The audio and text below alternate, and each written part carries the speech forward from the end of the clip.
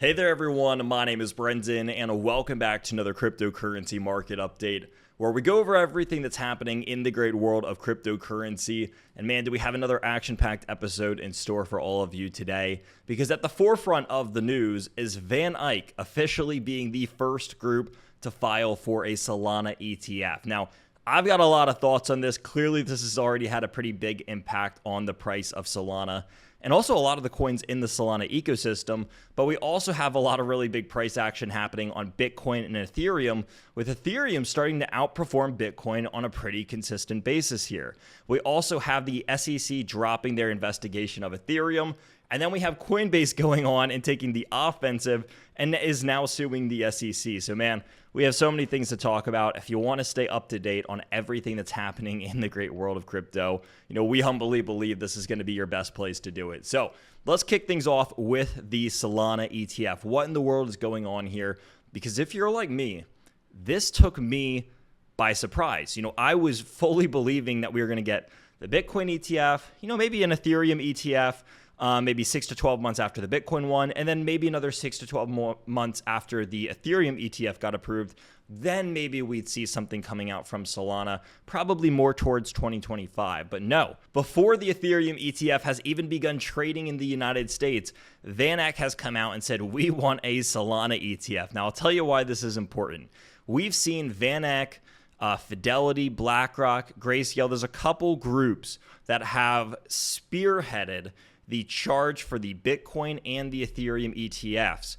And what this does is, since they're the first one to do this, a lot of the other TradFi players like BlackRock, like Fidelity, like Grayscale, like all these other groups, they are going to have to come out and do this too. And let me explain why.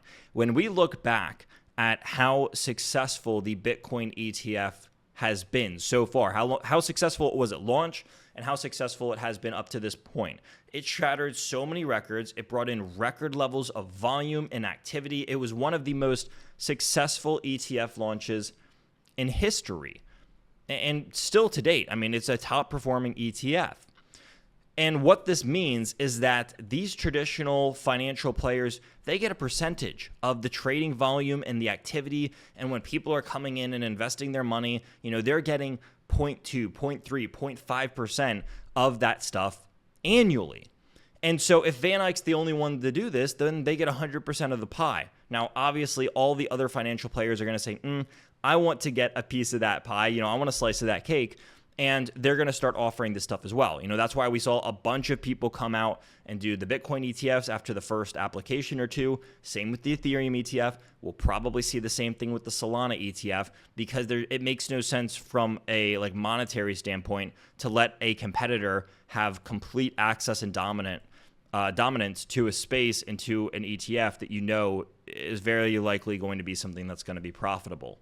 So it's a really long way of saying, this is a big deal. This is happening sooner than I think a lot of people expected it to happen. But also, this most likely means that a lot of these other TradFi players are going to have to file for this probably over the course of the next month as well. So I'd say give it, maybe a few weeks, maybe a month or two. But I think we're going to see a lot of other players, probably at least half a dozen other players, come out and try to do something similar to this. So this is big news, and it's a huge win for the crypto markets. Clearly there's a demand for this. Otherwise, it wouldn't be getting offered in the first place. Van Eyck is not a crypto-based entity. They're a very TradFi, almost $100 billion assets under management company. Now, what about the SEC's investigation of Ethereum? Well, again, this just goes back to the side of crypto being bullish down here. And this is, happened, I think, about a week ago. But man, the SEC dropped their investigation of Ethereum. And now what we're seeing is the opposite happen. And Coinbase is going on the offensive. The SEC has been going after Coinbase and Ethereum and Kraken and all these different crypto companies for a while now. And Coinbase is saying, hey, you know what? You're starting to drop all this, and you're going to be like, oh, okay, everything's okay. But Coinbase is saying, hey, it's not right. We're accusing you and federal regulators of trying to cut out the crypto industry and trying to undermine us. And so now they're on the offensive saying, hey, you were trying to undermine the crypto industry. Now you're going to have to defend yourself. And so we'll see what happens here. But only time will tell Only time will tell. I think the one thing that we can tell from the moment is that crypto's on the up and up. There's a lot of good things happening over here. And even when we look at the charts, right? We pull up the charts, we see Bitcoin seeing a lot of support over here around the $60,000 zone, right in here.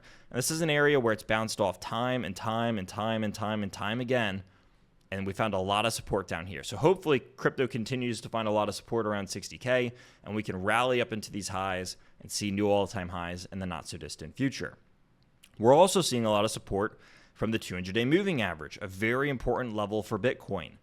Even when we look at Ethereum here, Ethereum just touched its 20 and 50-day moving averages.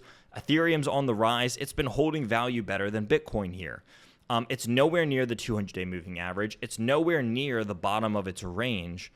And when we look at Bitcoin, Bitcoin touched not only the bottom of its range, but that lower 200-day moving average. And Bitcoin is closer to a new low than Ethereum is, which is why we've started to see a drop in Bitcoin dominance, which is what's on the chart here, and a rise in Ethereum dominance. This thing is pushing up into the highs. In fact, this is something Ethereum, or the ETH BTC, or Ethereum compared to Bitcoin, is something that hasn't seen a new high in quite some time. We look at the chart above me or behind me, and it's been in a downtrend for a while, but man, it is looking like it is trying to put in a reversal. And the reason why this matters is because it could be a really good thing for altcoins as well. So whether we're looking at the fundamentals in the news or we're looking at the charts, there's still a lot of really positive developments happening over here, especially with the big caps. And when we look at Solana, this thing had a big old rally here over the last couple days, going from 122 all the way up to about 151. It's about a 24% move in about a 3 to 4 day window. So lots of cool developments. I hope all of you are enjoying this. I hope everyone's able to capitalize on this and that they're staying positive out there. Of course, we love bringing all the content to you. All that we ask here is that if you like it, consider hitting that like button, that subscribe button. Check out the Crypto 101 podcast YouTube channel. We got a lot of great content that's happening over there as well. But that's going to bring us to a wrap for today's market update. Again, I hope all of you enjoyed, and we're going to see all of you at the same time, same place next week.